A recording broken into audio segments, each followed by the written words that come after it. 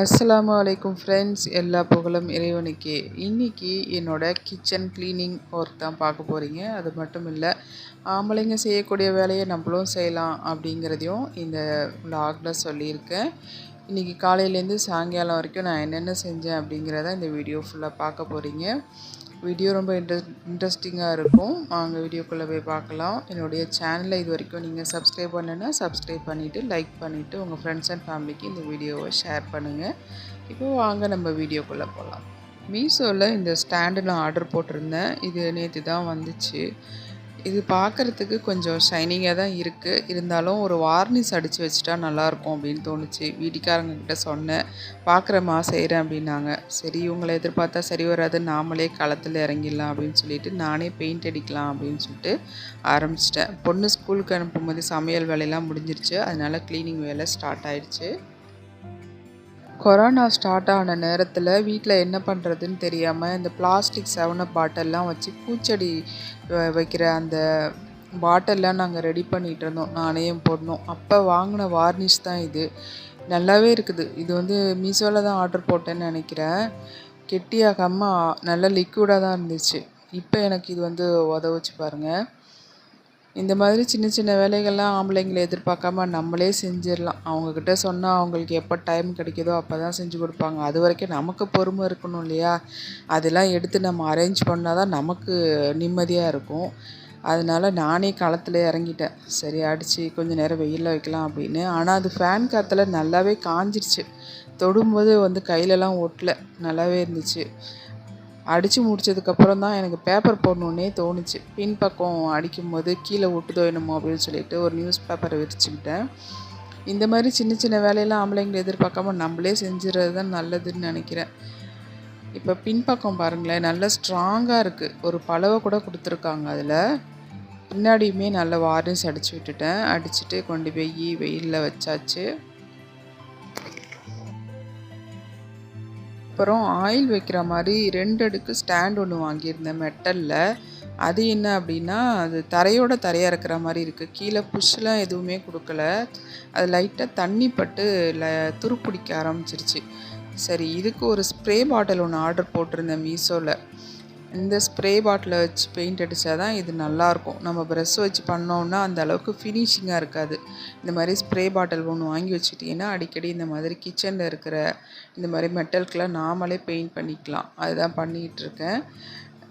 இதை வந்து வெளியில் வச்சு தான் பண்ணேன். ஏன்னா வந்து கிச்சன் உள்ள வச்சு செய்ய முடியாது இல்லையா? பெயிண்ட் வந்து எங்கே பார்த்தாலும் பரவும் அப்படிங்கிறதுனால இதையும் ஃபைனலாக அடித்து முடிச்சுட்டு இதையும் வெயிலில் வச்சாச்சு. சிங்கில் பாத்திரம்லாம் கொஞ்சம் கடந்துச்சு. சரி, அதெல்லாம் கழுவி வச்சிடலாம் அப்படின்னு நினச்சிட்டு அதை தான் விளக்கிட்டு இருக்கேன். இதை விளக்கிக்கிட்டே உங்கள் கூட கொஞ்சம் பேசலான்னு ஆசைப்பட்றேன்.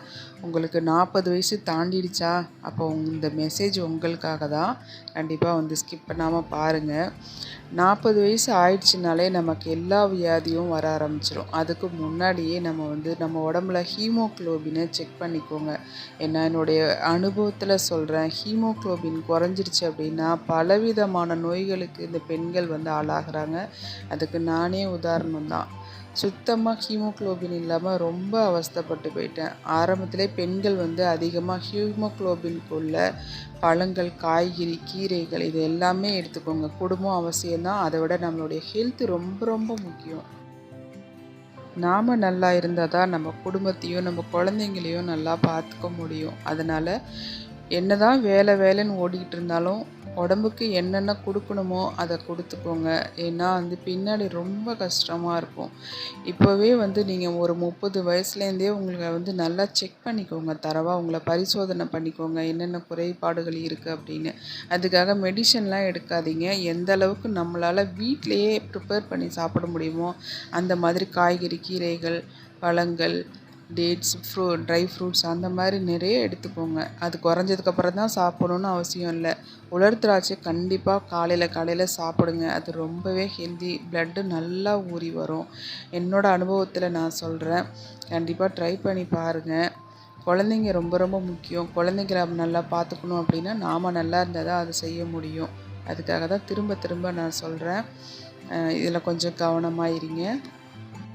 மாதுளம்பழத்தை ஜூஸ் போட்டு குடிங்க. அது 11 மணிக்கு ஒரு 2 மாதுளம்பழத்தை தண்ணி எதுவும் சேர்க்காம, சர்க்கரை சேர்க்காம வெறும் பழத்தை மட்டும் ஜூஸ் எடுத்து குடிங்க. அது ரொம்ப ரொம்ப ஹெல்தி.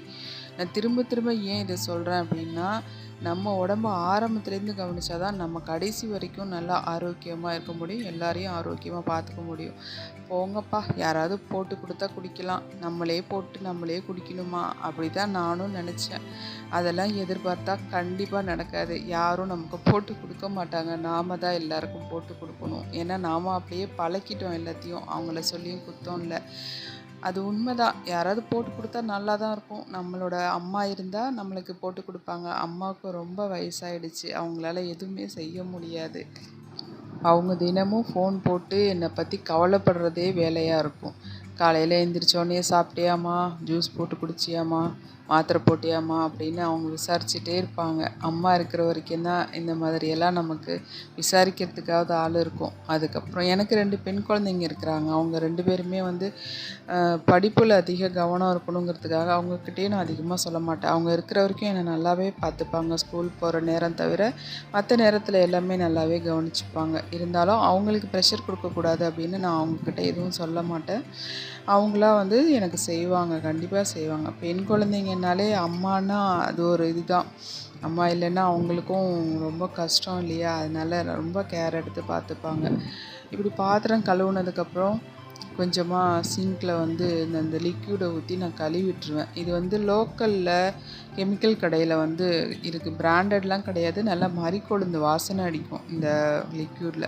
இதை ஊற்றி கழுவிட்டோம்னா அவ்வளோ வாசமாக, கிச்சனே அவ்வளோ வாசமாக இருக்கும். அது மட்டும் இல்லை, இந்த மாதிரி ஸ்பாஞ்ச் வைக்கிற அந்த ஸ்டாண்டு, பைப்பு எல்லாத்தையுமே வந்து இந்த மாதிரி சோப்பு போட்டு டெய்லியுமே நான் கழுவி விட்டுருவேன். ஏன்னா கையில் மசாலா கையோடு நம்ம வந்து பைப்பை தொடுவோம். அந்த வெள்ளை கலர் பைப்பு வந்து நாளடைவில் அப்படியே கரையாயிடும். அதை வந்து டெய்லியுமே ஒரு தடவை சோப் போட்டு நம்ம வாஷ் பண்ணிட்டோம் அப்படின்னா அந்த ஒயிட் கலர் அப்படியே ஒயிட் கலராகவே இருக்கும். இல்லைன்னா கொஞ்சம் அப்படியே நிறம் மங்கி போய் பழசான மாதிரி இருக்கும். இப்போ பாருங்கள், என்னோடய பைப்பு வந்து ரொம்ப வருஷமாக வச்சிட்ருக்கேன், வெள்ளையாகவே தான் இருக்குது. இந்த மாதிரி நீங்கள் எல்லாம் கழுவிடுவீங்களா? கமெண்ட்டில் சொல்லுங்கள். யாரெல்லாம் இந்த மாதிரி உடனே எல்லாத்தையும் க்ளீன் பண்ணுவீங்க? அதோடு மட்டும் இல்லை, தொட்டியில் தண்ணி நிற்காமல் அதையும் வந்து நான் ஏற்றி விட்டுருவேன். இந்த மாதிரி பாத்திரம் கழுவுற கம்பி வந்து இந்த மாதிரி ஸ்பாஞ்ச் மேலே வச்சிங்கன்னா துரு பிடிக்காமல் இருக்கும், அதில் தண்ணி நிற்காமல். இந்த மாதிரி சின்னதாக வைப்பர் ஒன்று வாங்கி வச்சுட்டு தொட்டியில் தண்ணி தேங்க விடாமல் அப்பப்போ வந்து அதையும் க்ளீன் பண்ணிவிடுங்க. அப்போ தான் பாசி பிடிக்காமல் இருக்கும்.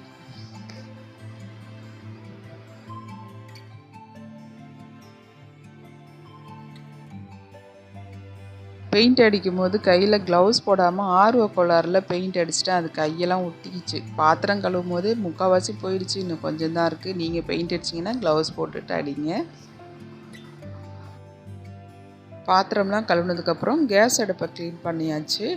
இதுக்கு ஒரு லிக்யூடு நான் வீட்டிலே தயார் பண்ணி வச்சுருக்கேன். அதுவும் வந்து வேஸ்ட்டாக தூக்கி போடுற பொருளில் தான் ரெடி பண்ணி வச்சுருக்கேன்.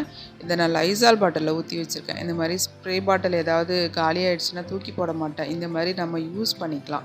இதை லைட்டாக ப்ரெஸ் பண்ணி விட்டுட்டு ஒரு ஸ்பாஞ்சால் நல்லா தொடச்சி விட்டுட்டு அதுக்கப்புறமா ஒரு டிஷ்யூ பேப்பர் அல்லது ஏதாவது ஒரு துணியை வச்சு தொடச்சிங்கன்னா நல்லா பளிச்சுன்னு ஆகிடும். வாரத்துக்கு ஒரு தடவை மட்டும் சோப் போட்டு நான் ஸ்டவ்வெல்லாம் தொடச்சி விட்டுருவேன். இந்த மாதிரி டெய்லி நம்ம தொடச்சிட்டோம் அப்படின்னா எண்ணெய் பிசுக்கு அதிகமாக சேராமல் நல்லா ஸ்டவ் க்ளீனாக இருக்கும். மேலே இருக்கிற செவரெல்லாம் கூட அந்த ஸ்ப்ரே வச்சு நல்லா அடித்து தொடச்சி விட்டாச்சு. இந்த மாதிரி ரீயூஸபிள் டிஷ்யூ வந்து ஆன்லைனில் கிடைக்கிது. இது வந்து ஒரு 4-5 தடவை நல்லா யூஸ் பண்ணிவிட்டு அதுக்கப்புறமா நம்ம தூக்கி போடலாம். இப்போ பாருங்கள், ஸ்டவ்வு எவ்வளோ க்ளீன் ஆகிடுச்சின்னு பாருங்கள். அதே போல் கவுண்டர் டாப்பையும் அந்த ஸ்ப்ரே வச்சு ப்ரெஸ் பண்ணி விட்டுட்டு ஸ்பாஞ்ச் வச்சு தொடச்சிட்டு அதேமாரி அந்த துணியை வச்சு தொடச்சி விட்டுட்டா பளபளன்னு ஆகிடும். டெய்லியுமே இந்த மாதிரி தொடச்சி விட்டுட்டோம் அப்படின்னா நான் கவுண்டர் டாப்லாம் வந்து நல்லா க்ளீனாகவே இருக்கும். ஒரு பிசுபிசுப்பு தன்மை எதுவுமே இருக்காது. கூடிய சீக்கிரம் நான் அந்த லிக்யூடு எப்படி செஞ்சேங்கிறத நான் அப்லோட் பண்ணுறேன்.